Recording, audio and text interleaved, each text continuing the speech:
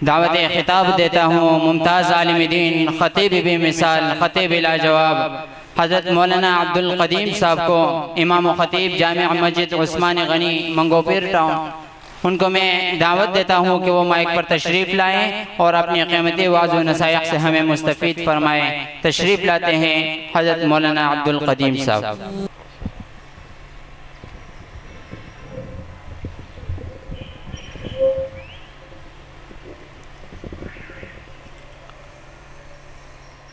الحمد لله وكفى والصلاة والسلام على عباده الذين اصطفى أما بعد فأعوذ بالله من الشيطان الرجيم بسم الله الرحمن الرحيم ألف لام ميم ذلك الكتاب لا ريب فيه وقال النبي صلى الله عليه وسلم خيركم من تعلم القرآن وعلمه او كما قال النبي صلی اللہ علیہ وسلم۔ تمام احباب سے گزارش ہے درود شریف پڑھ لیجیے۔ اللہم صلی علی محمد وعلی آل محمد كما صلیت علی ابراہیم وعلی آل ابراہیم انک حمید مجید۔ اللہم بارک علی محمد وعلی آل محمد كما باركت على ابراہیم وعلی آل ابراہیم انک حمید مجید۔ قابل احترام معزز طلباء کرام اور سٹیج پر میرے معززین اور علماء کرام، یہ مجلس یقیناً اللہ کرے کہ میرے اور آپ کے لیے سعادت کی سبب بنے اور بخشش کا سبب بنے۔ اس مجلس کی غرض اور مقصد یہ ہے کہ یہاں پر ایک مدرسہ ہے، مدرسہ عظمیٰ زینت القرآن کے نام سے ہے، اور کئی سالوں سے یہاں پر بچوں اور بچیوں پر محنت کیا جا رہا ہے، قرآن پاک کی تعلیم سے ان کو آراستہ کیا جا رہا ہے۔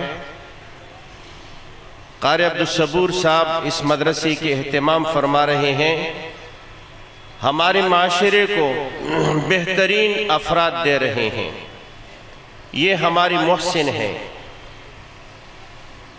یہ مدارس والے یہ ہماری محسن ہیں۔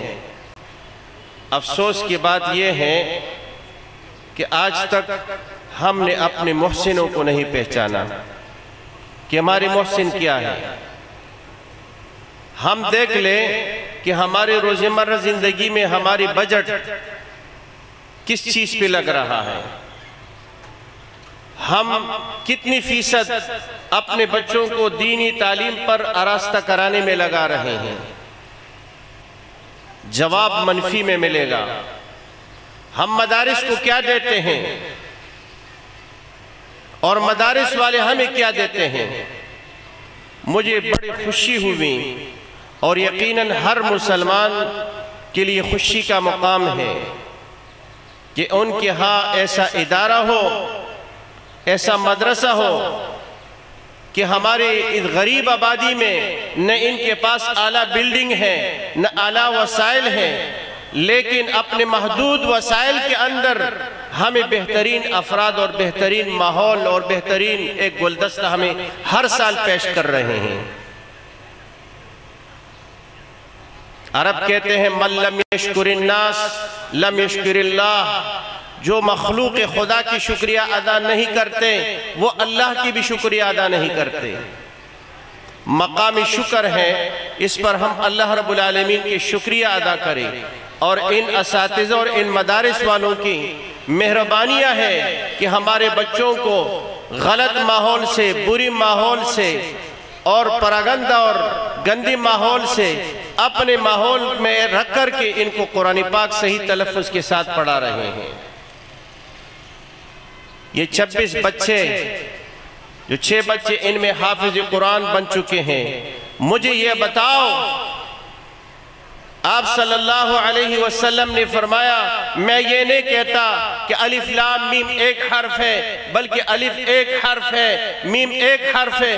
اب مجھے حساب کتاب لگاؤ، پورا قرآن پاک ان بچے نے ختم کیا، اور جب تک یہ بچے زندہ ہیں ہر سال تراویح میں قرآن سنائیں گے، ہر سال میں یہ قرآن پاک کی تلاوت کریں گے۔ تو مجھے بتاؤ، جن لوگوں نے ان کے ساتھ اچھی بات کی ہے، جن لوگوں نے ان بچوں پر پیسہ لگایا ہے، اور جن لوگوں نے ان بچوں کی خدمت کی ہے اور اپنا پیسہ لگایا ہے، مجھے بتاؤ کیا وہ اس ثواب سے محروم رہیں گے؟ بے شک محروم نہیں رہیں گے۔ کیوں؟ یہ بہترین سرمایہ کاری ہے۔ آج دنیا کے لوگ کہتے ہیں ہم نے سرمایہ محفوظ کیا، لیکن میں یہ کہتا ہوں بہترین سرمایہ اگر کسی نے محفوظ کیا تو یہ ان بچوں کی صورت میں ہے۔ یہ بہترین سرمایہ ہے۔ مرنے کے بعد آپ صلی اللہ علیہ وسلم نے ارشاد فرمایا کہ جب انسان مرتا ہے تو مرنے کے بعد انقطع عنہ عملہ، جب انسان مرتا ہے تو ان کا عمل نامہ وہ سیل کر دیا جاتا ہے، بند کر دیا جاتا ہے۔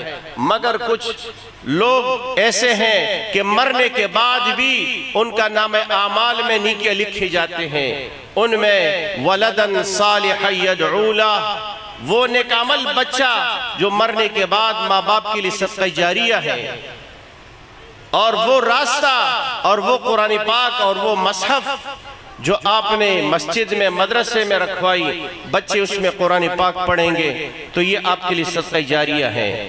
تو بہترین سرمایہ کاری اگر ہے تو یہی ہے۔